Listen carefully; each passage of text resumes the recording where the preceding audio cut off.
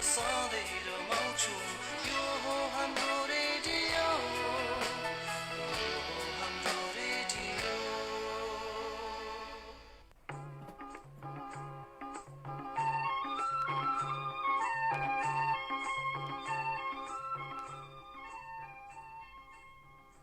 नमस्कार, तपाईले सुन्दै हुनुहुन्छ BFM 91.2 म कैलाश खाकीश्रेष्ठको साथमा कार्यक्रम कोरोना विशेषमा। यो कोरोना विशेष कार्यक्रम हरेक दिन बिहान 9 बजेको BFMको बुलेटिन पश्चात लिएर आइरहेको छौँ भने दिनको 1 बजे पुनः प्रसारण गरिरहेको छौँ। यो कार्यक्रम नेपाल जनस्वास्थ्य सङ्घ प्रदेश नम्बर 1 र BFM 91.2 को संयुक्त प्रस्तुतमा प्रस्तुत गरिरहेका छौँ। यो कार्यक्रममा हामी हरेक दिन बिहान प्रदेश 1 को विशेष गरी 14 जिल्लाको विशेष अवस्था भएमा जानकारी दिने र विशेषज्ञ व्यक्तित्वहरूलाई स्टुडियोमा निमन्त्रणा गरेर अथवा फोन सम्पर्कबाट हामी कुराकानी गरिरहेका छौँ। आज अलिक फरक प्रसङ्ग, जनस्वास्थ्य र अर्थशास्त्र बीचको सम्बन्ध अनि यो महामारीले अर्थशास्त्रमा र देशको अर्थको अवस्थामा कस्तो असर पार्छ भन्ने कुराहरूमा हामी कुराकानी गर्नको लागि स्टुडियोमा उपस्थित भएका छौँ। हामीसँग आज कुराकानीको लागि हुनुहुन्छ विश्वविद्यालय अनुदान आयोगका सदस्य तथा त्रिभुवन विश्वविद्यालय स्नाकोत्तर क्याम्पस विराटनगरका अर्थशास्त्रका प्राध्यापक हुनुहुन्छ भने उहाँ प्रादेशिक आर्थिक मामिला तथा योजना मन्त्रालय प्रदेश 1 को सल्लाहकार पनि हुनुहुन्छ। हामी आज कुराकानीको क्रममा जोड्दैछौँ प्राध्यापक डाक्टर प्रमोद कुमार झाज्यूलाई। प्रमोद सर, तपाईँलाई यो कोरोना विशेष कार्यक्रममा स्वागत छ। धन्यवाद। प्रमोद सर, यो यहाँ चाहिँ अर्थशास्त्रको विशेषज्ञको रूपमा हुनुहुन्छ र आज हामी विशेष गरी यो जनस्वास्थ्य सङ्घ प्रदेश 1 र BFMको संयुक्त रूपमा चलिरहेको कोरोना विशेष कार्यक्रममा अर्थशास्त्र र स्वास्थ्य सम्बन्धको बारेमा कुराकानी गर्दैछौँ। यो अवस्थामा सर अहिले नेपाल सरकारले लकडाउन घोषणा गरिरहेको छ। यो लकडाउनलाई यहाँले कसरी बिताइरहनु भएको छ? गभर्मेन्टले दिएको गाइडलाइनलाई एकदमै 100% फलो म गर्न सकेको छु। घरमै बसेको छु। क्रिएटिभिटीतिर चाहिँ अब अलि मनोवृत्ति उता चाहिँ लगेको छु र कमसेकम आफ्नो ज्यान पनि जोगाउन सबैले सक्यौँ भनेदेखि यो ठुलो सामाजिक सेवा हुनेछ। त्यही मानसिकताले वशीभूत भइकन म एक्ज्याक्टली लकडाउनकै अवस्थामा छु, घरमै छु। हजुर, यहाँ अर्थशास्त्रसँग सम्बन्धित व्यक्तित्व हुनुहुन्छ र विज्ञ हुनुहुन्छ। यो जनस्वास्थ्य र अर्थशास्त्रको सम्बन्धको बारेमा अलिकति प्रश्न पारिदिनुहोस् न। म अलिकता पहिला ग्लोबल अनि नेसनल अनि प्रादेशिक लेभलमा आउँछु। म पिरामिड एउटा बनाउन खोज्दैछु। म हिजो BBC को एउटा कोटेसन यत्रो मतलब हार्टलाई टच हुने हिसाबको चाहिँ उसको थियो। यो जुन कोरोना पेन्डेमिक विश्व महामारी हो, जनजीवन अस्तव्यस्त भएको छ, निर्दोष प्राणीको ज्यान गएको छ, आर्थिक विकास चाहिँ तहस नहस भएका छन्। सबै इङ्गित गर्दाखेरि BBC को आङ्कलन थियो यो विश्वलाई 37 चोटि ध्वस्त बनाउने जतिको न्युक्लियर वेपन अमेरिकासँग छ। तर आज हेर्नुहोस्, उसकै आँखाको अगाडि त्यहाँका निर्दोष प्राणीको ज्यान गएको गएछ and government of America is helpless, is unable to do anything. भन्दाखेरि त्यो भर्टिकल वे अफ डेभलपमेन्टको आवश्यकता मुलुकमा थियो। अमेरिका फोकस गयो केमा? हरिजेन्टल लेभल अफ डेभलपमेन्टमा। उसले मिसाइल टेक्नोलोजी, परमाणु बम आदि इत्यादिमा ध्यान त दियो। त ग्रासरुट लेभल जनताको जुन आवश्यकता हो, अहिले क्युनाइन मेडिसिन चाहियो भनेदेखि थिएन, त्राहिमाम भयो। आम जनता सङ्कटमा चाहिँ देखिन गयो। अनि अब जनस्वास्थ्य नै हाम्रो स्वास्थ्य नै ठिक भएन भनेदेखि, हामी आफ्नो हेल्थलाई प्रोटेक्सनै गर्न सकेनौँ भनेदेखि, एफिसियन्सी नै गुमायौँ भनेदेखि अर्थशास्त्र त आफै कोल्याप्स भइहाल्छ। त्यसैले यो हेल्थ र इकोनोमिक्सको त एकदमै नङ्गर मासुको सम्बन्ध हो। Both of them are deeply related with each other. हजुर, यो हेल्थ इज वेल्थ भन्ने पनि हेल्थ इज वेल्थ एकदम अहिले हामी सबै चाहिँ विश्वमा जहाँ पनि हाड र मासुले बनेको मान्छेको एउटा मानसिकता सम्पत्ति जोड्नु, सम्पत्ति कमाउनु हो। अनि अहिलेको सम्पत्ति भनेकै त पहिला पनि थियो, तर अहिले त बढी प्रासङ्गिकता भयो त्यसको। हेल्थ नै सम्पत्ति हो। Health is wealth.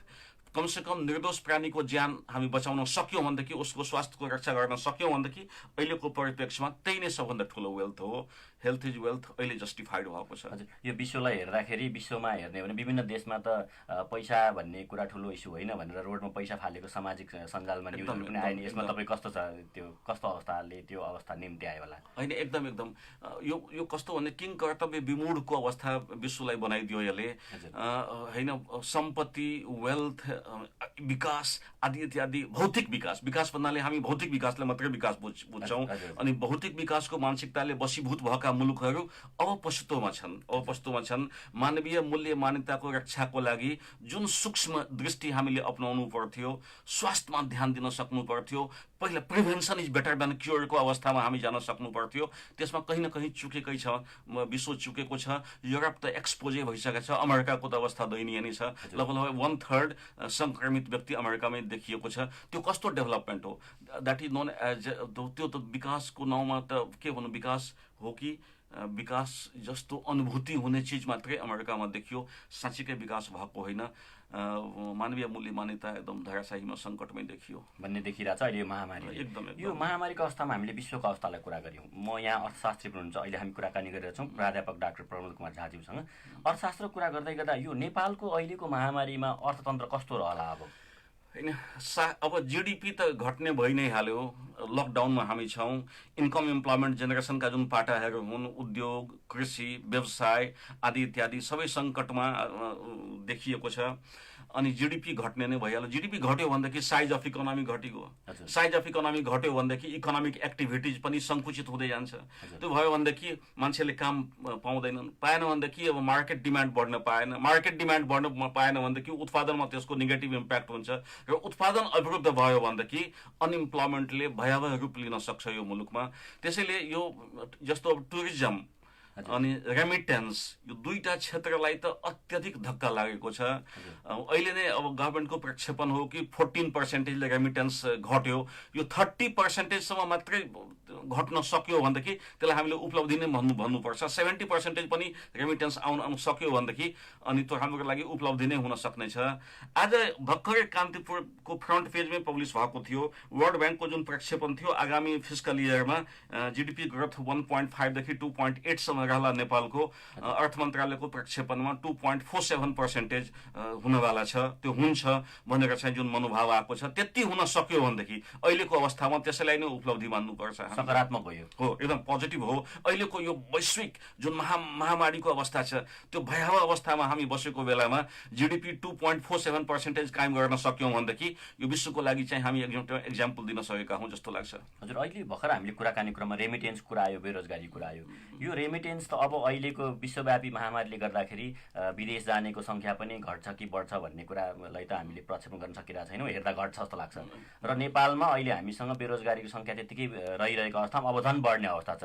यो दुईटा कुरालाई अलिक प्रश्न पारिदिनुहोस् न। रेमिटेन्सको अवस्था र बेरोजगारीको अवस्था कस्तो रहन सक्छ नेपालको परिप्रेक्ष्यमा? होइन, एक्लै इन्डियाबाट जुन इन्फर्मल स्ट्याटिस्टिक्स हो, लगभग 15 लाख चाहिँ कामदार चाहिँ नेपालले भित्रिएका छन्। अनि तर के भन्दाखेरि जो स्किल्ड श्रमिक हुन् उसको डिमान्ड अझ पनि छ। हिजै पनि नेपाल एयरलाइन्सको जहाज उड्यो साउथ कोरियाको लागि। सबै स्किल्ड वर्कर गएका छन्। अनि यहाँ आउनेहरूको जमात के को अनस्किल्ड सेमी स्किल्ड वर्कर को ठुलो जमात चाहिँ यहाँ देखिएको छ। अनि ती व्यक्तिहरू अब काम पाउँदैनन्। उनीहरूसँग अब बाँकी कृषि बाहेकको खास स्किल पनि त्यति देखिएको छैन। अनइम्प्लोइमेन्ट डेफिनेटली बढ्छ मुलुकमा, एकदमै डेफिनेटली बढिसक्यो भनौँ। इनफ्याक्ट चाहिँ अनइम्प्लोइमेन्ट चाहिँ बढिसक्यो। यो लकडाउनको अवस्था यस्तै कायम रह्यो र इकोनोमिक एक्टिभिटिज अवरुद्ध नै रह्यो भनेदेखि यो अनइम्प्लोइमेन्ट एउटा भयावह रूपमा चाहिँ नेपालमा प्रस्तुत हुनेछ। हजुर, अहिले हामी कुराकानी गरेको छौँ BFM 91.2बाट प्रत्यक्ष रूपमा र यो कार्यक्रमलाई दिनको 1 बजे पुनः प्रसारण गर्नेछौँ। यो कार्यक्रम हरेक दिन बिहान 9 बजेको BFM बुलेटिन पश्चात प्रसारण गरिरहेका छौँ। यो कार्यक्रम कोरोना विशेष कार्यक्रम हो। यो जनस्वास्थ्य सङ्घ प्रदेश 1 र BFM 91.2 को संयुक्त प्रस्तुत रूपमा प्रस्तुत गरिरहेका छौँ। र विशेष कुराहरू गर्ने क्रममा आज हामी जनस्वास्थ्य र अर्थशास्त्रको सम्बन्धको बारेमा र देशको अर्थतन्त्रको बारेमा कुराकानी गरिरहेका छौँ। हामीसँग कुराकानी क्रममा हुनुहुन्छ प्राध्यापक डाक्टर प्रमोद कुमार झा सर हुनुहुन्छ। प्रमोद सर, मैले कुराकानीलाई जोड्ने क्रममा अघि हामीले कुराकानी गरेमा अहिले आएर अब आम्दानी घट्दैछ। आम्दानी घट्ने बित्तिकै किन्ने मान्छेको क्षमता घट्छ। त्यो किन्ने मान्छेको क्षमता घट्ने बित्तिकै उत्पादन भएका सामग्रीहरूको माग घट्छ। माग घट्ने बित्तिकै उत्पादन घट्छ भन्ने कुरा मैले अहिले भर्खर तपाईँसँग कुरा गर्दाखेरि बुझेको कुरा हो। यो माग घटिसके पछाडि कृषिमा पनि असर गर्ने भयो, उत्पादनमा। अनि त्यसले गर्दाखेरि चाहिँ हाम्रो राज्यको अर्थतन्त्रलाई चाहिँ कस्तो खालको परिधिभित्र राख्ला? होइन, अब सुन्नु न, भयावह अवस्था त छ। तर के भन्दाखेरि अबको अवस्थामा हामी जोगिन सक्ने भनेको कृषिकै उन्नयनबाट हो। NTIS को प्रक्षेपण अनुसार नेपाल 24वटा वस्तुमा कम्पिटिटिभ छ। 24टा वस्तु हामी निर्यात योग्य वस्तु छन् नेपालमा, जो अन्तर्राष्ट्रिय बजारमा हामी कम्पिटिटिभ प्रतिस्पर्धी हुन सक्छौँ। यसमध्ये 7वटा वस्तु प्रदेश 1 मा छ। चिया, अदुवा, अलैँची, मुसुडोको दाल, लेन्टिल, अनि त्यस पछाडि चाहिँ 2टा सेवा भनिएको छ, हेल्थ टुरिज्म, एजुकेसन टुरिज्म। 4टा कृषि योग्य वस्तु, चिया इलामले नेतृत्व लिएको छ, अदुवा अलैँचीमा पनि इलामले नेतृत्व लिएको छ।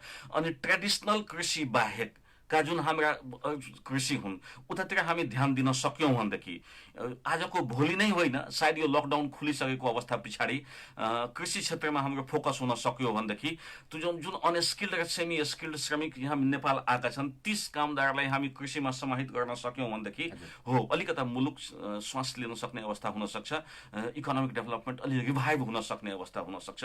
त्यसैले अहिलेको अवस्थामा हाम्रो आशाको केन्द्रबिन्दु भनेकै एग्रिकल्चर हो। अब अलि लाक्षणिक भाषामा भनिन्छ the culture of soil of Nepalese economy is known as agriculture. नेपाली माटोको जुन संस्कृति हो त्यही नै कृषि हो, त्यही नै एग्रिकल्चर हो। त्यो अब पुष्टि हुनवाला छ। प्रदेश 1 को लागि पनि कृषि सुखद अवस्थामा सायद ल्याइदिन सक्ला अहिलेको स्थितिमा। चिया, अदुवा, अलैँची, मुसुरोको दाल अनि धान, गहुँ आदि इत्यादि, मकै आदि, कोदो। त्यस पछाडि चाहिँ एउटा ठुलो आइटम जसमा ध्यान गएको छैन, भटमासमा नेपाल नेतृत्व लिन सक्छ। सोयाबिन, भटमास सोयाबिनमा नेतृत्व लिन सक्छ। तर हाम्रो दुःखदायी अवस्था कस्तो भने त्यो सोयाबिनको हामी त्यो डल्लो हामी ल्याउँछौँ, मुसुडो जसलाई हामी भन्छौँ त्यसलाई ल्याउँछौँ, त्यसैले समाजमा बेच्छौँ। आफू कहाँ भएको सोयाबिन पहाडी जिल्लाहरूमा सोयाबिन उत्पादन हुन सक्ने जुन हावापानी हो, जलवायु हो, त्यो एकदमै उपयुक्त हो। उतातिर गभर्मेन्टको ध्यान जान सक्यो भनेदेखि कृषिबाट हामी रिभाइभ हुन सक्छौँ। हजुर, यो प्रदेश 1 मै 24वटामा 7वटा वस्तु प्रदेश 1 मै छ। मैले भनेको होइन, वाणिज्य मन्त्रालयको भनाइ हो। अनि त्यसलाई चाहिँ WTO वर्ल्ड ट्रेड अर्गनाइजेसनको पनि पुष्टि भएको छ त्यो। अनि 7वटा वस्तुमा चाहिँ हामी प्रदेश 1 ले चाहिँ नेतृत्व लिएको छ नेपालमा। यहाँ प्रदेश 1 को आर्थिक मामिला तथा योजना मन्त्रालयको सल्लाहकार पनि हुनुहुन्छ। यो हिसाबमा अहिले जुन 7वटा कुरा गऱ्यौँ, तपाईँले केही स्पष्ट पारिसक्नुभयो।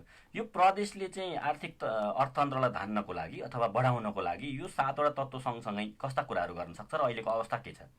होइन, कमसेकम हामी कमर्सियल प्रोडक्सनतिर गयौँ भनेदेखि होइन, apart from fulfilling the demand of the domestic level, घरेलु संरचनाको माग हामी फुलफिल सँगसँगै हामी एक्सपोर्ट ओरिएन्टेड गतिविधिमा हामी लाग्यौँ भनेदेखि चिया एक्सपोर्टेबल आइटम हो। नेपालको चिया स्विजरल्यान्डमा पनि त्यो आँखा चिम्लेर किन्छन्, अनि त्यो श्रीलङ्का पनि गएको छ, अनि केही मिडल इस्ट कन्ट्रीले पनि किनेको छ हाम्रो चिया चाहिँ। अनि अदुवा, अलैँची युरोपियन कन्ट्रिज हाम्रो ठुलो मार्केट हो। अदुवा इन्डिया गएको छ, तरकारी फलफुल इन्डिया गएको छ।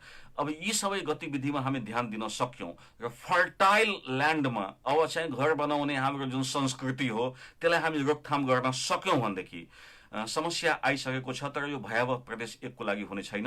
कृषिमा विशिष्टीकरण हामी हासिल गर्न सक्यौँ र त्यसको लागि तत्कालै इमिडिएट एक्सनमा हामी आउन सक्यौँ भने जुन हाम्रो पोलिसी हो कृषि उन्नयनको त्यसलाई हामी तत्कालै एक्सनमा ल्याउन सक्यौँ भनेदेखि अनि मल जल आदि इत्यादि खाद बिउ हामी किसानलाई सजिलो सब्सिडाइज रेटमा दिन सक्यौँ भनेदेखि इन्डियाले दिएको छ। इन्डियाले कृषिमा ह्युज सब्सिडी दिएको छ। यहाँ हाम्रो डेभलपमेन्ट बजेट चाहिँ खर्च हुन पाउँदैनौँ, किसानलाई हामी मलमा चाहिँ सब्सिडी दिन सक्दैनौँ। अनि यदि हामी पोजिटिभ मानसिकताले किसानलाई मल बिउ आदि इत्यादिमा हामी सब्सिडी दिन सक्यौँ र तिम्रो उत्पादित वस्तु कसैले किन्न सकेन भनेदेखि राज्यले किन्छ, त्यसले मार्केट तिम्रो समस्या होइन, वस्तुको बेचबिखन तिम्रो समस्या होइन, उत्पादन तिम्रो समस्या हो। उत्पादनतिर तिमी जाऊ र त्यो गभर्मेन्टले भन्न सक्यो भनेदेखि डेफिनेटली यहाँ एक्सपोर्ट पनि प्रमोट हुन्छ, ती वस्तुको माग चाहिँ खपत चाहिँ स्वदेशी संरचनाभित्र पनि हुन्छ र हामी चाहिँ यो समस्याबाट चाहिँ मुक्ति पाउन सक्छौँ सजिलै। उत्पादनलाई ग्राह्यता दिन पर्यो भन्ने चाहिँ एकदम र राज्यले त्यो बिक्री वितरणको जिम्मा लिनुपर्छ। एकदम यो अवस्थामा अब यहाँ अर्थशास्त्रको विज्ञ भएको हिसाबले जोड्न चाहेँ म यही कुरालाई फेरि एउटा रेमिटेन्समा जोड्न चाहेँ। फेरि प्रदेश 1बाट पनि धेरै विदेशीका मानिसहरू हुनुहुन्छ र अहिलेको हाम्रो राज्य चाहिँ रेमिटेन्स चलिरहेको अवस्थामा अहिले विश्वव्यापी रूपमा लकडाउन छ। यो अवस्थामा घटेको कुरा अघि यहाँले पनि बताइसक्नु भएको छ र 30% मात्रै कन्ट्रोल गर्न सक्यो भने हाम्रो लागि उपलब्धि नै हुनेछ। यो तपाईँको आँकडा कस्तो छ? यो कस्तो हुन्छ होला अबको यो आँकडाको लागि मात्रै होइन? अब त्यो वेट एन्ड वाचको स्थितिमा हामी विश्व नै छ होइन। यो लकडाउन कतिसम्म लम्बिने हो होइन? पहिला त मानिमे बोलिएको होइन। एउटा त म गभर्मेन्ट अफ नेपाललाई धन्यवाद नै दिन चाहन्छु। यो लकडाउनको चाहिँ डिसिजन एकदम टाइमली गभर्मेन्टले लियो। कतिपय एकदम बौद्धिक जगतमा पनि व्यावसायिक जगतमा पनि के थियो भन्दाखेरि होइन गभर्मेन्ट अलिकता बढी सेन्सिटिभ भएर अगाडि नै निकै अगाडि लकडाउनको डिसिजन यो होइन, एकदम टाइमली डिसिजन लिएको हो। त्यो लकडाउन नभएको भए भयावह अवस्था हुन्थ्यो मुलुकमा। हामी एकदम अलर्ट हुँदा हुँदै पनि म त थ्याङ्क भन्न चाहन्छु हेल्थ वर्कर्सलाई, डक्टरलाई, नर्सेसलाई, स्वास्थ्यकर्मी सबैलाई, सेक्युरिटी पर्सनललाई आदि इत्यादि आफ्नो ज्यानलाई जोखिममा राखिकन उहाँहरूले जुन समाज सेवामा लाग्नु भएको छ यो टाइमली हामी डिसिजन लियौँ र त्यसैले निर्दोष प्राणीको ज्यान हामीले रक्षा गर्न सक्यौँ। अघिको प्रश्न जुन त यहाँले जुन रिलेट गर्नुभयो रेमिटेन्सबाट आउने फ्लो अब चाहिँ त्यो घटि नै सक्यो। आका जुन वर्कर छन् यो लकडाउन कतिसम्म चाहिँ लम्बिने हो भनौँ न, भएको कमाइले सायद 6 महिनासम्म मान्छे खान सक्छन् होला। त्यस पछाडि अनि यदि यो अवस्था कायमै रह्यो भनेदेखि पोभर्टीले पनि आफ्नो रूप चाहिँ देखाउनेछ मुलुकमा। पोभर्टी भयो केले हुन्छ? अनइम्प्लोइमेन्ट, मान्छे काम पाउँदैन, अनइम्प्लोइड हुन्छन्। र एउटा के भनेदेखि आजको 6 महिना पछाडि यस्तै अवस्था कायम रह्यो भनेदेखि क्रिमी लेयर अफ सोसाइटी हुने खाने समाजका मिडल क्लासका मान्छे, हामी जस्तो मान्छे, अब हामीभन्दा अलिकता माथिल्ला मान्छे, त्यो क्रिमी लेयर अफ सोसाइटी जसो तसो जीवन धानौला। तर डेली वेजमा बस्ने मान्छे, एक्सट्रिम पोभर्टीमा जीवन, जसलाई भन्छ पुअरेस्ट अफ द पुअर, दैनिक कमाइमा जीवनयापन हुने मान्छे, उसको जीवन चाहिँ कष्टप्रद हुँदै जान्छ। राज्यले पनि एक सर्टेन समयसम्म खाना आदि इत्यादिको बन्दोबस्त गर्ला। तर मानौँ न सामाजिक प्रणेता जो हुनुहुन्छ, सामाजिक गतिविधिमा जो लाग्नु भएको छ, उहाँ पनि गलिसक्नुभयो भनेदेखि त्यस्ता पुअरेस्ट अफ द पुअरको ज्यान चाहिँ जोखिममा जानेछ। र त्यसले के हुन्छ, समाजमा इन्कम इनइक्वालिटीको, आर्थिक असमानताको एउटा ठुलो खाडल चाहिँ मुलुकमा आउन सक्दछ। त्यसैले पहिला बाढी आयो भनेदेखि पहिला दुबो डुब्छ। त्यसले ग्रासरुट लेभल मान्छेको जुन ज्यान हो त्यसको रक्षा हामी गर्न सक्यौँ भनेदेखि गभर्मेन्टको फोकस र प्राथमिकता ग्रासरुट लेभल जनताको ज्यान बचाउनतिर गयो भनेदेखि यो ठुलो समाज सेवा हुनेछ। र यो अनइम्प्लोइमेन्ट र पोभर्टीको भयावह अवस्था मुलुकमा लकडाउन प्रलङ हुँदै गयो भनेदेखि, कायम हुँदै गयो भनेदेखि यो अवस्था भयावह अवस्था मुलुकमा हुने जस्तो देखिन्छ। हजुर, यसैमा एउटा स्वास्थ्य कुरा जोड्न चाहे तपाईँसँग। अहिले भर्खरै ग्रासरुट लेभलको कुरा आयो, त्यो कुरामा चाहिँ अहिलेको यो अर्थतन्त्र जुन तरिकाले प्रक्षेपण हुँदैछ, यो अवस्थाले गर्दाखेरि स्वास्थ्यमा कस्तो खालको असर पर्छ जस्तो लाग्छ यहाँलाई, यहाँको बुझाइमा? होइन, एकदम किन अब यो यसको औषधि बनिसकेका छैन होइन। अब वैज्ञानिकहरू पनि अन्योलमै छन्, अनेक किसिमको चाहिँ एप्रोच आइरहेको छ। तत्काल यो ट्रान्जिसनको कोरोनाको यो ट्रान्जिसन पिरियडमा भगवान नगरौँ, तर मानौँ न त्यस्तो सङ्क्रमित व्यक्ति देखियो, समाजमा त्रास फैलियो भनेदेखि अनि त्यसले एउटा साइकोलोजिकल जुन मनोवैज्ञानिक त्रास हो त्यसले पनि रोग निम्ति आउन सक्छ। अनि अब हेल्थलाई नै हामी चाहिँ रक्षा गर्न सकेनौँ भनेदेखि एफिसियन्सी घट्न जान्छ। एफिसियन्सी घट्यो भनेदेखि हाम्रो मतलब वर्किङ एबिलिटी नै घट्न जान्छ। त्यो घट्यो भनेदेखि हामी काम गर्न सक्दैनौँ र इन्कम इम्प्लोइमेन्ट नै अवरुद्ध हुन्छ मुलुकमा। त्यसैले हेल्थ पहिला कायम हामीले राख्न सक्यौँ भनेदेखि अनि यसले इकोनोमिक एक्टिभिटिजलाई पनि फ्लरिस गर्न सक्छ र मुलुक चाहिँ समाज पनि आर्थिक विकासको बाटोतिर जान सक्छ। इकोनोमिक एक्टिभिटिज चाहिँ यहाँ स्टार्ट हुन सक्छ। हजुर, अहिले हामी कुराकानी गरिरहेका छौँ प्राध्यापक डाक्टर प्रमोद कुमार झाज्यूसँग। उहाँ त्रिभुवन विश्वविद्यालय स्नाकोत्तर क्याम्पस विराटनगरका अर्थशास्त्र विभागमा अध्यापन गर्नुहुन्छ र प्राध्यापक हुनुहुन्छ। यो कार्यक्रम हरेक दिन बिहान कोरोना विशेष कार्यक्रम बिहान 9 बजेको BFM बुलेटिन पश्चात लिएर आइरहेको छौँ भने दिनको 1 बजे पुनः प्रसारण गरिरहेको छौँ। यो कार्यक्रम BFM 91.2 बाट र हाम्रो पात्रबाट सुन्न सकिन्छ भने कैलाश खाकी श्रेष्ठ फेसबुक पेजबाट प्रत्यक्ष हेर्न पनि सक्नुहुन्छ। यो कार्यक्रमलाई लगइन गरेर www.bfm912.com मा हेर्न र सुन्न पनि सकिन्छ। यो कार्यक्रमलाई नेपाल जनस्वास्थ्य सङ्घ प्रदेश नम्बर 1 र BFM 91.2 को संयुक्त प्रस्तुत रूपमा हो र यो कार्यक्रममा हामीले विशेषज्ञ व्यक्तिहरूलाई निमन्त्रणा गरेर अथवा फोनबाट सम्पर्क गरेर कुराकानी गर्छौँ भने प्रदेश 1 को 14 जिल्लाको बारेमा जानकारी पनि दिने गर्छौँ।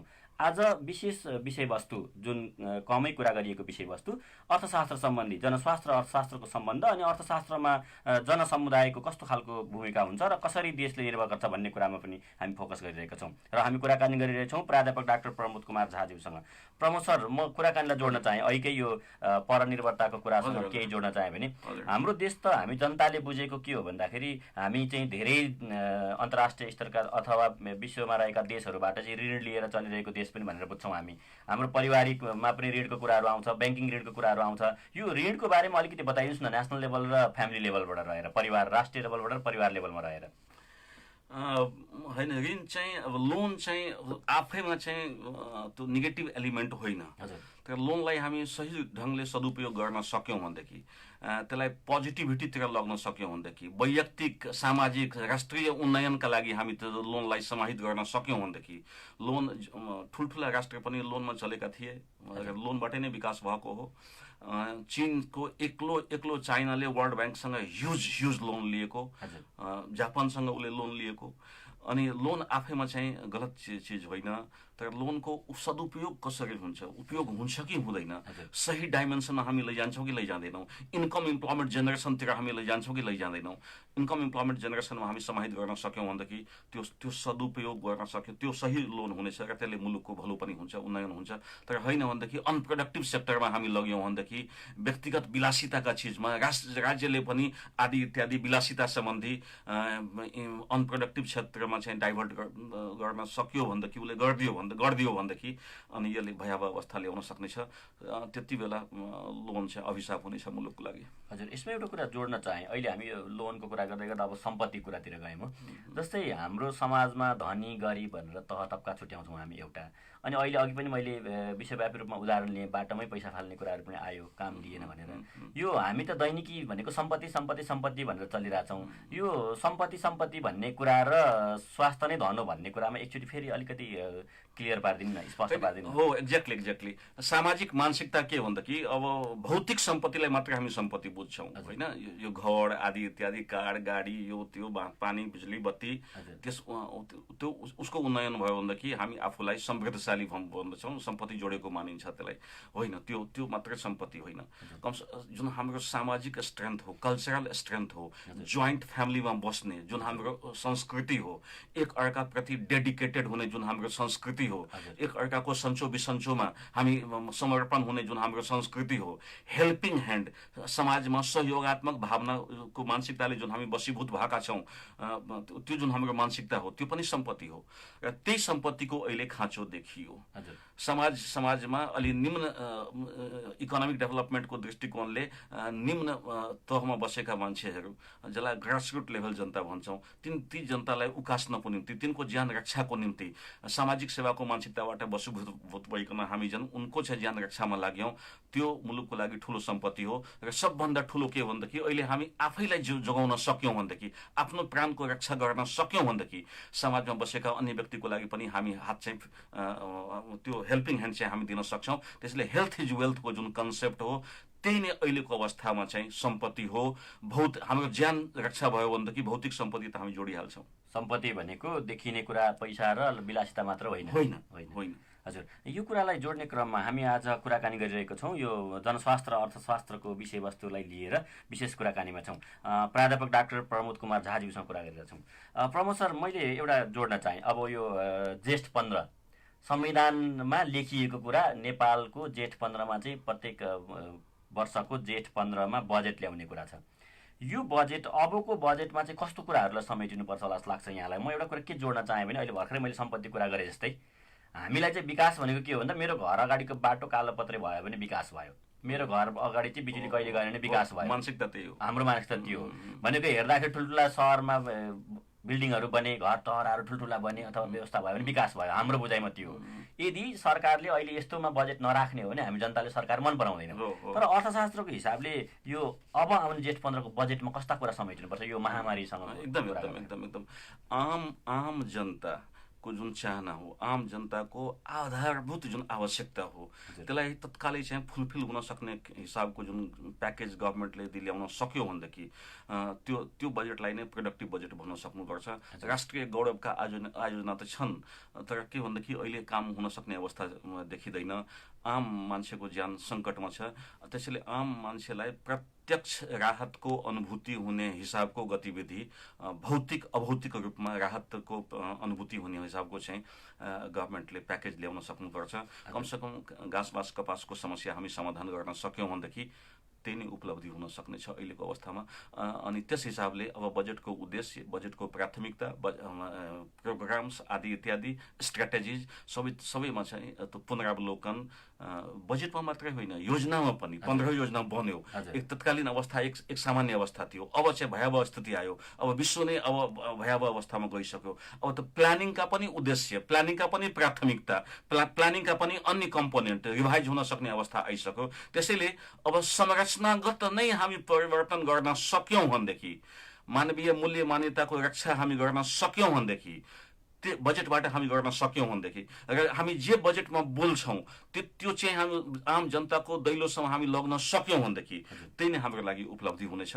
पहिला ज्यान आम जनताको ज्यानको रक्षा चाहिँ होस्, बजेटको फोकस उतातिर होस्। अहिले यहाँको बुझाइमा अहिलेको बजेट चाहिँ आम जनताको रक्षाको लागि हुनुपर्छ, एकदम। र अहिले भइरहेको जुन योजना छ त्यसलाई पनि पुनरावलोकन गर्नुपर्छ भन्नुहुन्छ। एकदम यो अवस्था हामीसँग हो। आम जनताको ज्यान रक्षा गर्न सक्यौँ भनेदेखि त्यसैलाई विकास बुझ्नुपर्छ। अहिले हामी विकास भनेको ठुल्ठुलो भौतिक सडक बाटो बनाउने चाहिँ मात्रै विकास होइन। अहिले ज्यान जुन सङ्कटमा छ, अनि मान्छे होइन भोका जुन पेटहरू त्यसमा अन्न जान सक्नु पर्यो, घाँस बाँस कपासको समस्या यदि हामी समाधान गर्न सक्यौँ भनेदेखि अनि यो नेपाली समाज को विकास भनेको त्यही नै हुनेछ।